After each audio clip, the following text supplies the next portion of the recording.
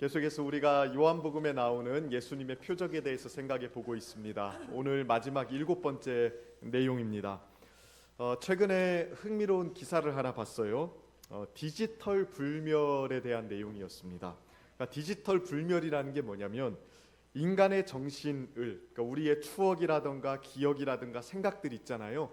이런 것들을 정보라고 생각을 하고 인간의 뇌 속에 있는 정보들을 다 디지털화해서 컴퓨터에 저장을 해놓는 거예요. 그러니까 인간의 육체는 점점 시들어서 죽어가지 않습니까? 근데 인간의 정신과 생각 안에 있는 정보들을 다 디지털화해서 저장 정치에 넣어두면 우리의 생각은 또 우리의 의식은 죽지 않고 컴퓨터 안에서 혹은 가상세계 안에서 영생하도록 있을 거라는 그런 기대감에서 이런 디지털 불멸에 대한 산업들이 발전하고 있답니다.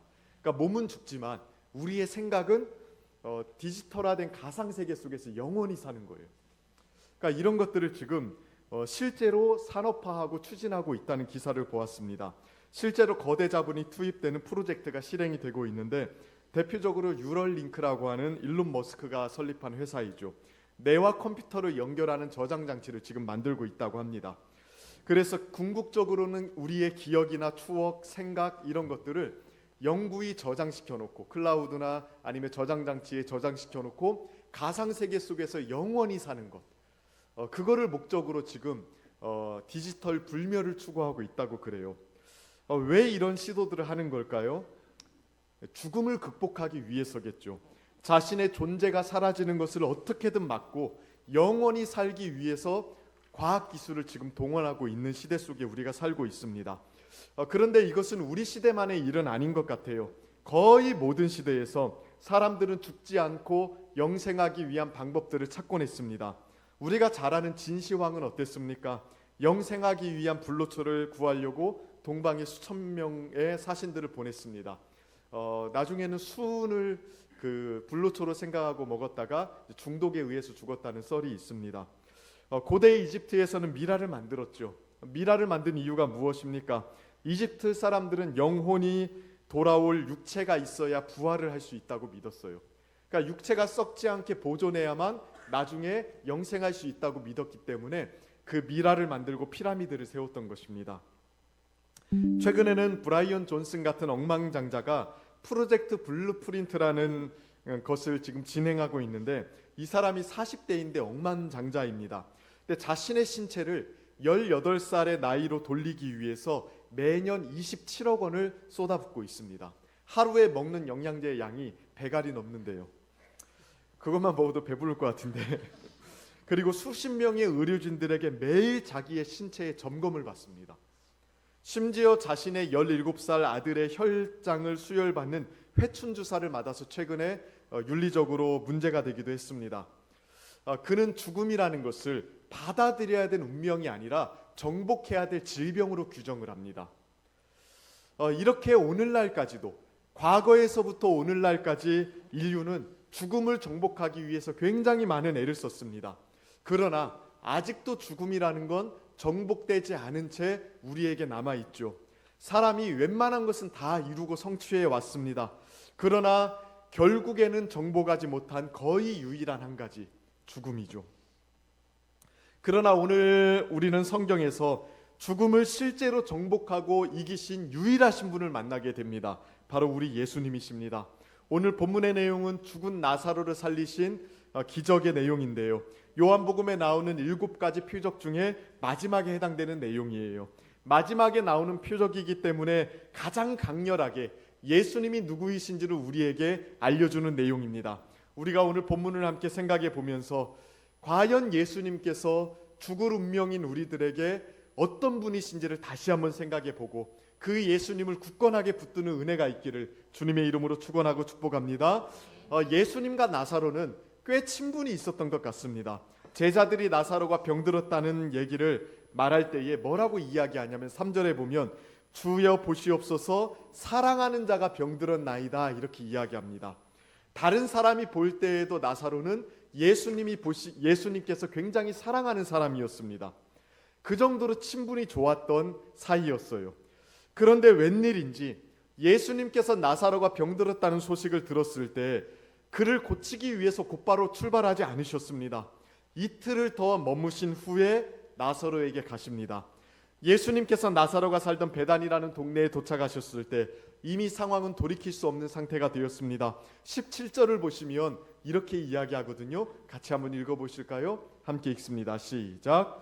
예수께서 와서 보시니 나사로가 무덤에 있은지 이미 나으리라. 나사로가 이미 죽었습니다. 죽은 지가 4일째 되는 날이었습니다. 아마도 예수님께서 나사로의 병환 소식을 들었던 바로 그날 나사로가 세상을 떠났던 것 같아요. 나사로의 시신은 이미 동굴 무덤 속에 있었습니다. 그러니까 예수님이 너무 늦게 도착하신 것이죠. 예수님이 오셨다는 말씀을 듣자 예수님을 맞으려고 마르다가 마을 입구까지 달려갑니다. 안타까운 마음에 그녀가 이렇게 이야기를 해요. 21절 말씀 같이 읽어보실까요? 함께 읽습니다. 마르다가 예수께 여짜오되 주께서 여기 계셨더라면 내 오라비가 죽지 아니하였겠나이다. 후회가 없는 죽음이 어디 있겠습니까? 그러나 마르다는 정말 안타까운 마음에 예수님께 이렇게 이야기했습니다. 예수님이 계셨으면 우리 오빠가 죽는 것을 막을 수 있었을 겁니다. 분명 그랬을 겁니다. 예수님이 계셨으면 사랑하는 나사로의 병을 그냥 보고만 계시지 않았을 거예요. 분명 치료해 주셨을 겁니다.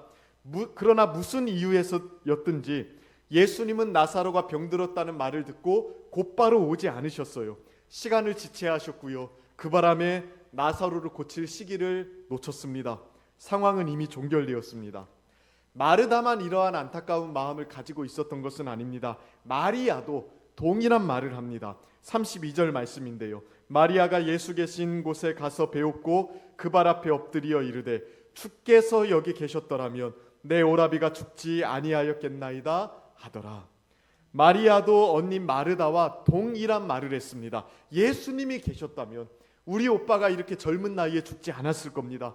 이런 비극이 우리 가정에 미치지 않았을 겁니다. 조문객으로 찾아온 유대인들도요 거의 비슷한 생각을 하고 있었습니다. 37절 말씀인데요. 약간의 조롱 섞인 말로 이런 이야기를 합니다. 같이 읽어볼까요? 시작. 그 중에 어떤 이는 말하되 맹인의 이를 한 사람이 그 사람은 죽지 아니할 수 없었더냐 하더라. 네, 예수님을 바라보면서 맹인의 눈을 뜨게 했던 이 사람이 나사로는 고칠 수 없었던가? 약간의 조롱 섞인 말이기도 하지만 또 안타까움이 담겨있는 말이기도 하죠. 젊은 나이에 죽은 나사로가 예수님과 아무 상관이 없던 사람이었다면 이렇게 안타깝지는 않았을 겁니다. 분명 그는 예수님이 사랑하는 사람이었어요. 예수님은 모르는 사람들의 병도 수도 없이 고쳐주셨습니다. 그러면 다른 일 다 제쳐두고 나사로 먼저 살리기 위해서 오셨어야 되는 거 아닙니까? 누구도 대놓고 예수님을 원망하지는 않았지만 장례식에 등장한 예수님을 보고서 다들 아쉬워했고 탄식했습니다. 조금만 일찍 오셨으면 이거 막을 수 있었을 텐데. 이러한 안타까움과 탄식이 가득한 상황에서 예수님께서 아주 덤덤하게 이렇게 마르다에게 말씀하십니다. 23절 말씀인데요. 같이 한번 읽어보실까요? 23절 읽습니다. 예수께서 이르시되 내 오라비가 다시 살아나리라. 예수님께서 아주 덤덤하게 이렇게 말씀하셨어요. 나사로가 다시 살아날 것이다. 이 말을 마르다는 통상적인 위로의 말로 받아들였을 겁니다. 사두개인들을 제외한 대부분의 유대인들은요 부활이 있다고 믿었습니다. 구약 성경에 부활의 교리가 나오거든요. 그래서 유대인들은 먼 훗날에 마지막 날에 하나님의 새하늘과 새 땅이 임했을 때 그때 부활이 있을 거라고 기대하고 있었습니다. 마르다도 유대인이었기 때문에 동일한 신앙을 가지고 있었을 거예요. 예수님께서 나사로가 다시 살아날 거라고 말씀하셨을 때 아마도 이런 의미로 받아들였을 겁니다. 그래서 24절을 보면 마르다가 이렇게 이야기하죠.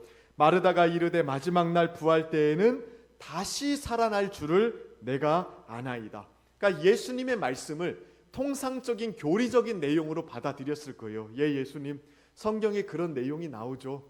우리 오빠 일찍 죽었지만 살아날 겁니다. 부활이 있을 겁니다. 이런 말로 아마 위로를 받았을 겁니다. 그런데 예수님이 오늘 하신 말씀은 그런 의미가 아니었습니다. 장차 있을 부활의 날에 살아날 것을 말씀하신 게 아닙니다. 예수님은 마르다가 자신의 말을 제대로 이해하지 못하자 좀 더 부연 설명을 해서 말씀하시는데 우리가 아주 잘 아는 말씀입니다. 25절 26절 말씀인데요, 오늘 핵심 구절입니다. 같이 한번 읽어보실까요? 시작. 예수께서 이르시되 나는 부활이요 생명이니 나를 믿는 자는 죽어도 살겠고 무릇 살아서 나를 믿는 자는 영원히 죽지 아니하리니 이것을 내가 믿느냐. 아멘. 자, 뭐라고 말씀하십니까? 마지막 날에 부활이 있을 것이라고 말씀하시는 게 아닙니다. 나는 부활이고 생명이다. 여러분, 이게 무슨 의미일까요? 나사로는 이미 죽었습니다. 젊은 나이에 삶을 마감하는 안타까운 인생을 살았습니다. 그의 시신도 4일이나 되었기 때문에 이미 부패가 진행하고 있었습니다. 죽음을 막지 못했으니 다 끝난 거 아닙니까? 기대할 수 있는 것은 이제 마지막 날 부활하는 것밖에 없어요. 실제로 이 부활이 있을 것입니다. 유대교뿐만 아니라 우리 기독교에서도 이것을 고백하고 있죠. 구약 성경뿐만 아니라 신약 성경에도 모두 다 성경에서는 마지막 날에 영광스러운 부활이 있을 것이라고 가르치고 있습니다. 그러나 예수님은 오늘 본문에서 내가 부활이고 생명이라고 말씀하십니다. 여기서 중요한 것은 시제예요, 시제. 예수님은 나는 부활할 것이다, 너도 부활할 것이다, 이렇게 말씀하지 않았습니다. 나중에 나사로를 내가 부활시켜 줄게, 이렇게 약속하신 것도 아닙니다. 지금 뭐라고 말씀하시는 거냐면 나는 지금 부활이다, 나는 지금 생명이다, 이 말씀을 하신 것입니다. 부활은 마지막 날에 있는 것이 아닙니다. 지금 마르다의 눈앞에 부활이 있는 것입니다. 이 세상에 오신 그분, 지금 마르다 앞에 서 계신 바로 그분 자체가 부활 자체이고요, 생명 그 자체라는 거예요. 예수님은 먼 미래에 있을 부활을요, 지금 마르다의 눈앞에 가지고 오셨습니다. 지금 우리가 살아가는 현재 생활 속으로 부활을 가지고 오셨다고 이야기하고 있는 거예요. 부활이요 생명이신 예수님이 이 세상에 오셨기 때문에 이제 죽음에 대한 승리는요, 마지막 날에만 있는 게 아니에요. 지금 예수님 안에 이미 부활과 생명이 있죠. 그러니까 지금 예수님이 계신 바로 그곳에 죽음에 대한 승리가 이미 있는 것입니다. 죽음을 이기는 것이 예수님 안에 있기 때문에 예수님이 계신 곳에는 어디에나 지금도 부활의 능력과 생명의 능력이 있어서 죽음을 이기게 되는 겁니다. 예수를 믿는 것은 바로 이 사실을 믿는 것이죠. 예수를 믿는다는 것은 예수님 안에 있는 이 부활의 능력을 지금 누리고 있는 것입니다. 죽음에 대한 완전한 승리를 이미 소유하고 사는 거예요. 세상의 모든 사람들은 죽음 앞에서 탄식하며 살아갑니다. 죽음을 막지 못하는 것에 대해서 절망합니다. 오늘 본문에 나오는 사람들도 나사로의 죽음을 막지 못했다는 것에 대해서 무력함을 느꼈습니다. 그러나 예수님은 죽음을 단순히 지연시키거나 막는 분이 아닙니다. 예수님은요, 부활이고 생명이래요. 예수님은 죽음을 이기시는 분이십니다. 믿으십니까? 그분은 생명 그 자체이기 때문에 그분 안에는 죽음이 자리 잡을 자리가 없습니다. 예수를 믿는 자는 바로 그 예수님 안에서 살아가는 거잖아요. 예수님 안에는 죽음이 자리 잡을 곳이 없습니다. 그러니 예수 안에서 살아가는 사람은 이미 죽음을 이긴 그 생명을 가지고 살아가는 것입니다. 뉴욕에 리디머 교회를 담임하였고요, 도시선교에 앞장섰던 팀 켈러라는 목사님이 계셨습니다. 이 목사님이 쓰신 책 중에 부활을 잇다라는 책이 있어요. 2020년 5월에 팀 켈러 목사님이 췌장암 사기 판정을 받습니다. 그리고 2023년 5월 19일에 소천하셨으니까 한 3년 동안을 투병 생활하셨습니다. 근데 이 책은요, 그가 암 선고를 받고 3년간의 투병 생활을 하는 동안에 쓴 책이에요. 코로나로 온 세상이 죽음의 공포 속에서 있을 때 부활에 대해서 이 사람이 고민하기 시작합니다. 그는 죽음의 공포에 직면하면서 책의 서문에 이렇게 씁니다. 나는 내가 부활을 정말로 믿고 있는지 확인해야만 했다. 그는 항암 치료의 고통과 죽음의 공포 속에서 부활이 정말로 나를 살릴 수 있는지, 이 죽음의 상황 속에서 예수를 믿고 부활 생명으로 살아간다는 게 무엇인지를 아주 심도 있게 고민을 합니다. 그러면서 그 책에서 이렇게 써요. 예수님은 부활이 단지 미래에 일어날 사건이 아니라 지금 그분 안에서 현존하는 실제라고 말씀하신다. 부활의 생명은 마지막 날에나 맛볼 수 있는 것이 아니라 지금 여기서도 경험할 수 있는 능력이다. 그러니까 팀 켈러 목사님이 그 투병 생활을 하면서 뭘 느꼈냐면, 부활이라는 것은 단순히 마지막 날 주님 오시는 그때에 우리가 누리게 되는 것이 아니라 부활이요 생명이 되신 예수를 믿는 사람이 지금 이 땅에서 누리는 능력이래요. 이어서 우리가 살펴보는 본문을 묵상하면서는 이렇게 말합니다. 예수님이 내가 부활이다라고 말씀하셨을 때 그분은 마르다의 소망을 먼 미래에서 끌어당겨 바로 지금 자신의 앞에 놓아주셨다. 부활은 더 이상 기다려야 될 교리가 아니라 붙잡아야 할 인격이다. 그러니까 예수님 자체가 부활이고 예수님 자체가 생명이니까 예수를 붙드는 자는 이 땅에서도 부활을 붙드는 겁니다. 이 땅에서도 죽음을 이긴 생명을 가지고 살아가는 것입니다. 그러니까 여러분, 부활은 먼 미래에만 있는 것이 아닙니다. 이미 이 땅에 오신 예수님 안에 있습니다. 예수를 믿는 자는 죽고 난 이후에 부활할 뿐만이 아니라 지금 현재 예수님 안에서 그 부활의 능력과 그 생명으로 살아가는 겁니다. 오늘 본문 25절 26절 다시 보십시오. 예수님 뭐라고 말씀하십니까? 함께 읽습니다. 시작. 예수께서 이르시되 나는 부활이요 생명이니 나를 믿는 자는 죽어도 살겠고 무릇 살아서 나를 믿는 자는 영원히 죽지 아니하리니 이것을 내가 믿느냐. 나는 부활이고 생명이다. 그러니 예수를 믿는 자는 죽어도 산답니다. 그리고 살아서 믿는 자는 영원히 죽지 않는다고 말씀하셨습니다. 여러분, 이게 의미하는 것이 무엇입니까? 죽었는데 벌떡 일어나고 이 땅에서 죽는 일이 없다는 것을 말씀하시는 것이 아닙니다. 죽음이라는 것이 예수를 믿는 사람들에게는 더 이상 지배적인 힘이 되지 못한다는 걸 의미하는 겁니다. 예수님 안에는 죽음이 들어설 자리가 없습니다. 예수님 자체가 부활이고 예수님 자체가 생명이잖아요. 그러니 예수님 안에 있는 자에게도 죽음이 들어설 자리가 없다는 겁니다. 전과 같이 죽음이 우리를 지배하지 못합니다. 죽음의 폭력 안에 우리는 살고 있지 않습니다. 예수 믿기 전에는 그랬습니다. 예수 믿기 전에는 죽음이 인생의 전부입니다. 허무하죠. 그러니까 더 이상 소망이 없죠. 죽음의 폭력 속에 가두어져서 해결할 수 없는 문제 속에 우리가 살아가죠. 그러나 예수를 믿는 자에게는요, 죽어도 살겠고 살아도 죽지 않는다. 그러니까 죽음이라는 게 아무런 능력을 발휘하지 못하는 영역 속에 우리가 지금 있다는 거예요. 로마서 8장 11절 말씀은 이 점을 너무나도 잘 설명을 하고 있습니다. 예수님을 믿는 사람의 현재 상태의 말씀인데요, 나는 부활이요 생명이라고 말씀하신 예수님의 함축적인 말씀을 너무나도 교리적으로 잘 설명하는 구절이거든요. 같이 한번 읽어보겠습니다. 시작. 예수를 죽은 자 가운데서 살리신 이의 영이 너희 안에 거하시면 그리스도 예수를 죽은 자 가운데서 살리신 이가 너희 안에 거하시는 그의 영으로 말미암아 너희 죽을 몸도 살리시리라. 아멘. 뭐라고 말씀하시냐면 예수를 믿는 자 안에는요 성령님이 계시는데 그 성령님이 예수를 죽은 자 가운데서 살리신 이의 영이래요. 부활의 영입니다. 그러니까 우리 안에 계신 성령님을 부활의 영이라고 이야기하고 있습니다. 예수를 믿는 자는 이미 성령님을 통해서 부활의 생명을 누리고 있습니다. 죽음은 이미 정복되었습니다. 사도 바울은 다른 곳에서 이렇게 이야기하죠. 고린도전서 15장 55절 말씀인데요, 사망아 너의 승리가 어디 있느냐? 사망아 내가 쏘는 것이 어디 있느냐?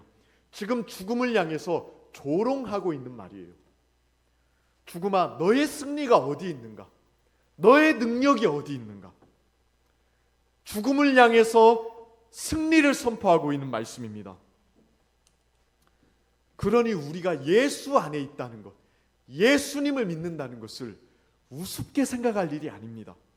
예수를 믿는 것은 이 엄청난 상황 속으로 들어가는 것입니다. 이제 죽음이 우리를 두렵게 하지 못합니다. 이제 죽음은 우리의 운명이 아닙니다. 우리는 완전한 부활이시고 생명이신 예수 안에서 살아갑니다. 예수님의 말씀대로 죽어도 살 것입니다. 죽은 자들은 그것으로 끝이 아니죠. 죽음의 세력 안에서 쇠하여지고 주저앉은 우리의 육체가 완전한 생기를 되찾을 날이 있을 것입니다. 그리고 지금 살아서 예수를 믿는 자들은 영원히 죽지 않는다고 말씀하셨습니다. 육신의 죽음을 경험합니다만 그것이 의미가 없다는 뜻이에요. 이미 예수 안에 있는 생명을 지금 이 땅에서 누리고 있고요. 죽으면 그 생명을 더 풍성히 누리게 될 것입니다. 영생에서 영생으로 나아가는 과정일 뿐입니다. 그러니 죽음이 의미가 없다고 이야기하는 겁니다. 우리가 예수 안에 있다는 것은요, 진짜 까무러치게 놀랄 일입니다. 세상은 절대 예수 안에 있는 이 부활과 생명을 절대로 알지 못합니다. 그들은 어두움과 죽음 속에서 살아갑니다. 지금도 탄식하며 고통받으며 무기력하게 자신의 운명을 기다리고 있습니다. 그러나 우리 기독교 신앙은 다르죠. 우리는 부활과 생명 속에 있습니다. 장차 더 누리게 될 것입니다. 몸의 부활이 실제로 있을 때에는 완벽한 생명 속에 거하게 될 것입니다. 이게 우리의 운명이라고요. 죽음이 운명이 아니라 이미 이 땅에 예수님과 함께 임한 부활과 생명을 이 땅에서 누리고 죽어서는 완전한 생명을 누리고 부활 때에는 더 큰 은혜를 누리고 이게 우리의 정해진 수순이고 운명입니다. 그러니 예수님께서 죽음이라는 게 아무것도 아닌 것처럼 이야기하시고 계신 겁니다. 순교자들을 생각해 보십시오. 그들은 왜 죽음을 두려워하지 않았습니까? 이 세상을 떠나는 것은 더 이상 그들에게 어려운 일도 아니고 의미가 있는 일도 아니었기 때문에 그렇습니다.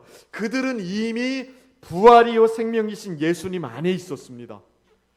디트리 본헤퍼라는 목사님이 계세요. 이분은 천재적인 신학자이자 목회자였습니다. 히틀러가 만행을 저지르는 것을 보자 행동하는 신앙인으로서 히틀러 암살 작전에 참여합니다. 결국에는 이 작전에 실패하고요. 감옥에 갇혀 교수형에 처하게 됩니다. 사형 집행관이 이 목사님을 데리러 왔을 때 그는 동료 죄수에게 마지막으로 이 말을 남겼대요. 이것이 끝입니다. 그러나 나에게는 생명의 시작입니다. 사람들이 봤을 때는 이것이 끝이라고 생각할 수 있죠. 그러나 본헤퍼 목사님은 이제 드디어 완벽한 생명을 누리는구나. 생명에서 생명으로 나아가는 것이었습니다. 이 사람의 눈에는 죽음이 보이지 않습니다. 생명에서 생명으로 나아가고 영생에서 영생으로 전진해 나갑니다. 왜? 지금도 예수 안에서 영생을 누리고 있고 장차 더 풍성하게 누릴 것이기 때문에 이게 우리가 처해 있는 상황이에요. 이게 예수 안에 있다는 것의 의미입니다. 여러분은 예수님을 이렇게 믿고 계십니까? 이게 진짜 예수님을 믿는 거거든요. 죽음을 이기신 그분의 생명, 예수를 죽은 자 가운데 살리신 이의 영이 우리 안에 있음을 믿고 있습니까? 그래서 더 이상 죽음은 우리의 운명이 아니고 우리를 패배시킬 수 없고 우리를 절망시킬 수 없고 우리를 무기력하게 만들 수 없다는 사실을 믿고 소망 가운데 살아가고 계십니까? 마르다는요, 이 예수님의 말씀에 반응했습니다. 27절에 보면 마르다가 이렇게 이야기하죠. 우리 함께 같이 읽어볼까요? 27절입니다. 시작. 이르되 주여 그러하이다. 주는 그리스도시요 세상에 오시는 하나님의 아들이신 줄 내가 믿나이다. 이 신앙 고백에서 제일 중요한 말은요, 세상에 오시는 이라는 말입니다. 예수님은 그리스도이시고 하나님의 아들이십니다. 근데 세상에 오시는 하나님의 아들이에요.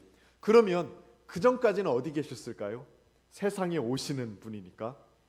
유대인들에게는 세상이 두 종류가 있었어요. 첫 번째로는 지금 이 세상이 있고요.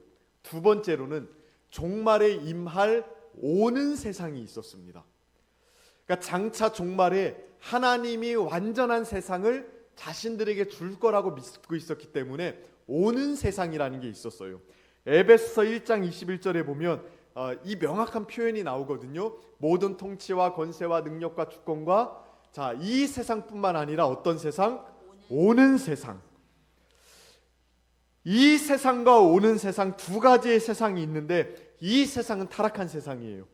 오는 세상은 하나님의 완전한 생명이 다스리는 세상입니다. 마르다는 예수님을 오는 세상에서 우리에게 오신 하나님의 아들이라고 고백하고 있는 겁니다. 이게 무슨 의미입니까? 예수님은 오는 세상에서 이 세상으로 오신 분이래요. 장차 오는 세상에서 부활이 있을 거거든요. 장차 하나님께서 새 하늘과 새 땅을 주실 그때에 부활이 있을 거거든요. 근데 마리아는요, 이렇게 고백을 하는 겁니다.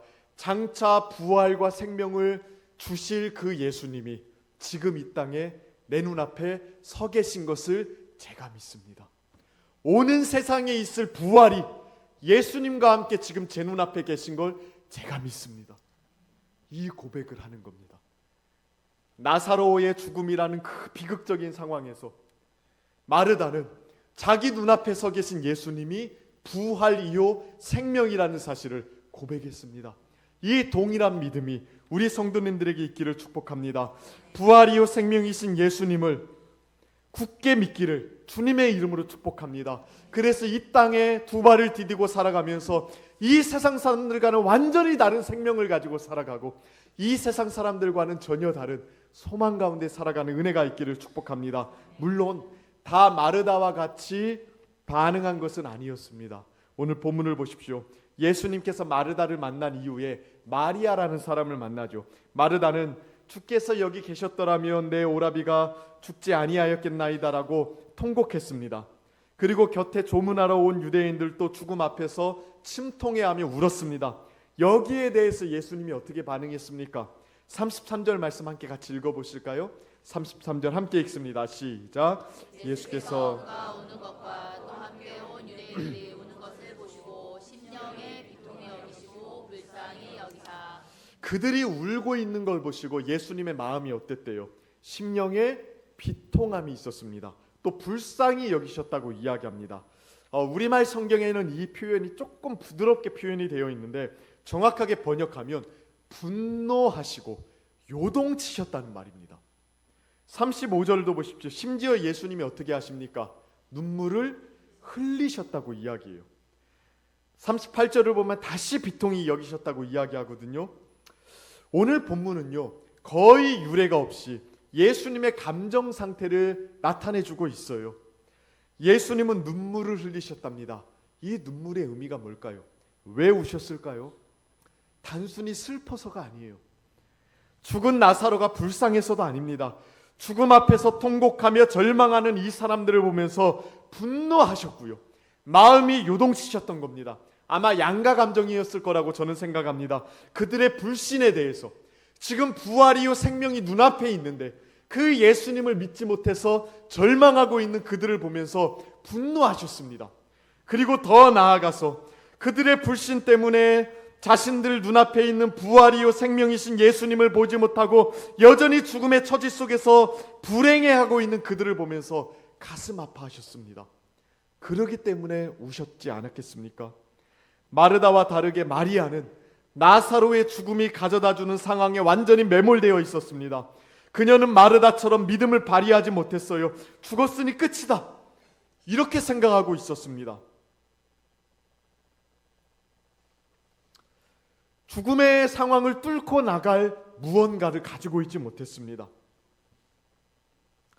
옆에 있던 유대인들도 마찬가지였습니다. 인간의 어쩔 수 없는 불행한 운명, 우리는 이렇게 비참할 수밖에 없구나. 인간이라는 존재는 이렇게 허무하구나. 돈 벌고 열심히 살아봤자, 또 이 세상에서 아둥바둥 살아봤자 아무것도 아니구나. 이 허무함과 절망에 굴복해 있었다고요. 예수님은 그 모습이 분통 터지면서도 가슴 아파하셨던 겁니다. 그래서 눈물을 흘리셨어요. 지금 우리를 바라보시는 예수님의 마음은 어떠실까요? 이 세상에 소망 없이 죽음 가운데 살아가는 사람들 진짜로 많습니다. 하나님을 알지 못해서 생명에서 멀어져 살아가는 사람들이 어떻게 살아가고 있는지 여러분 가만히 한번 관찰해 보십시오. 죽을 운명에 종속되어서 진짜 소망 없이 살아갑니다. 죽을 힘을 다해서 돈 벌거든요. 부를 축적하면서 나름대로 인생에 의미 있는 것을 만들어 보려고 아둥바둥 살아갑니다. 그런데 결국 그들은 죽음 아래 있습니다. 오는 세상으로부터 임한 생명과 부활이 그들에게 없어요. 지금도 예수님은 이 세상을 바라보면서 눈물 흘리고 계십니다. 교회를 향해서는 어떠실 것 같습니까? 우리는 이 예수님을 소망 중에 굳건히 붙들고 계십니까? 그분의 생명과 부활의 능력을 지금 이 땅에서 누리고 계십니까? 오는 세상으로부터 그 생명이 우리에게 임했습니까? 주님은 지금도 마르다에게만 뿐만 아니라 지금도 부활이요 생명이십니다. 그리스도인들 중에도 여전히 생기 없이 예수 안에 있다는 게 이 생명 속에 살아가는 건데, 예수를 믿는다는 게 이 부활의 능력을 가지고 살아가는 건데, 여전히 생기 없이 살아가는 사람들이 너무나도 많아요. 그래서 교회들마다 침체된 교회들이 너무 많습니다. 예수를 믿는다고는 하지만 생명이 없습니다. 이거 너무 불행한 거거든요. 예수를 다시 붙들기를 바랍니다. 사도 바울 이후로 기독교 역사의 최고의 설교자라고 불리는 찰스 스펄전 목사님은 이렇게 설교를 했습니다. 이 설교자의 설교를 인용하면서 설교를 마치려고 합니다. 예수님은 영혼의 죽음과 육체의 죽음 모두를 이기신 분이십니다. 육체가 무덤에 있든 영혼이 죄의 허물로 죽어있든 상관없습니다. 그분은 부활이시기에 죽은 것을 살리시고 생명이시기에 살아있는 자를 영원히 보존하십니다. 그러므로 그분을 믿는 자는 절망할 권리가 없습니다. 이 믿음이 있길 바랍니다. 세상의 허무한 것에 굴복하지 아니하고 절망할 권리를 가지지 않았다는 것을 붙들고 소망 가운데 살아가는 우리 제상의 성도님들 되기를 주님의 이름으로 축원하고 축복합니다. 우리 함께 같이 기도하겠습니다.